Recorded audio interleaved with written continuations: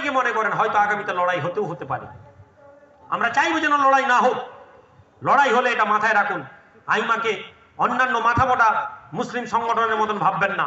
যারা রাজনীতি করেন তাদের কাছে পৌঁছে দেন। আইমাকে আপনারা ভাববেন না যে কালকে আইমার 4টা ছেলে তুলে নিয়ে চলে গেলে আইমা রাস্তা অবরোধ করে দিবে। বিশ্বাস রাখুন, আইমা ওইভাবেই কাজ করবে যেভাবে আপনারা কাজ করেন। বিশ্বাস রাখুন, আইমা ওইভাবেই কাজ করবে, ওইভাবে আপনাদেরকে আঘাত করবে যেভাবে আপনারা আঘাত করা পছন্দ করেন। ওইভাবে আঘাত করব, মারবো, কিন্তু আপনাদেরকেও লাগবে না, দেখতে পাবেন না, ব্যথা আপনারাও বোধ করবেন। সুতরাং এটা মাথায় রাখুন, আপনারা আমাদের নেতৃত্বদের কর্মীদের ডিমোটিভেটেড করে দিবেন না। একটা সমুদ্রের ধারে একটা কাঁকড়া হেঁটে হেঁটে যাচ্ছিল। মুসলমান শুনে নাও, সংখ্যালঘু মানুষ শুনে নাও, আজ তোমাদেরকে আইমাকে মনে হবে আইমা তোমাদের বিরোধী। সমুদ্রের তট দিয়ে একটা কাঁকড়া হেঁটে হেঁটে হেঁটে হেঁটে যাচ্ছে, যেতে যেতে যেতে যেতে সে ফিরে দেখছে তার কাঁকড়ার পায়ের দাগ কি সুন্দর একটা নকশা হয়েছে। সে ঘুরে এসে দেখে আর বলে বাহ কি সুন্দর। এমন সময় একটা ঢেউ এলো, ঢেউ এসে কাঁকড়ার সমস্ত পায়ের ছাপগুলোকে মুছে দিয়ে চলে গেল।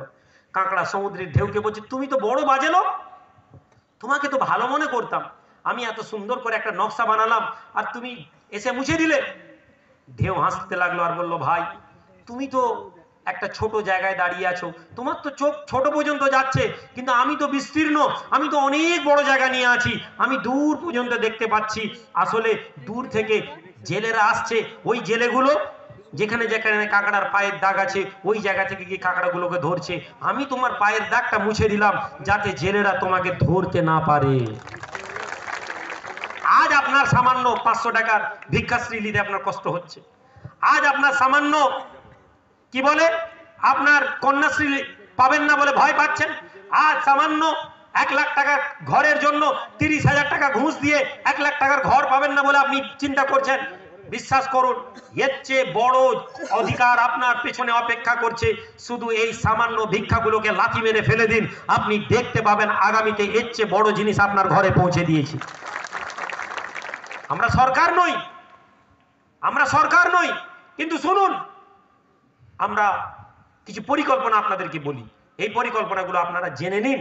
আমাদের যুব আইমার যে যুব ছেলেরা এই যে উঠেছে, এরা আমাদের আগামী দিনের লিডার। হুজুর কিবলার নির্দেশ, উনি যখন কোনো কথা বলেন আমি তা অমান্য করি না, আমরা তা অমান্য করি না। উনি বলেছেন বয়স হচ্ছে এবার সিনিয়র নেতৃত্বদেরকে আস্তে আস্তে তোমরা সরাও। সিনিয়র নেতৃত্বদেরকে সরানো মানে তাদের এবার পরিকল্পনা বুদ্ধি জ্ঞান নেওয়া শুরু করো, যুবকদেরকে জায়গা দাও। তার কথা মতো এই যুবক এসে গেছে। এই যে কলকাতার একজন নুরাইন বলে ছেলে, এই ছেলেটি কে?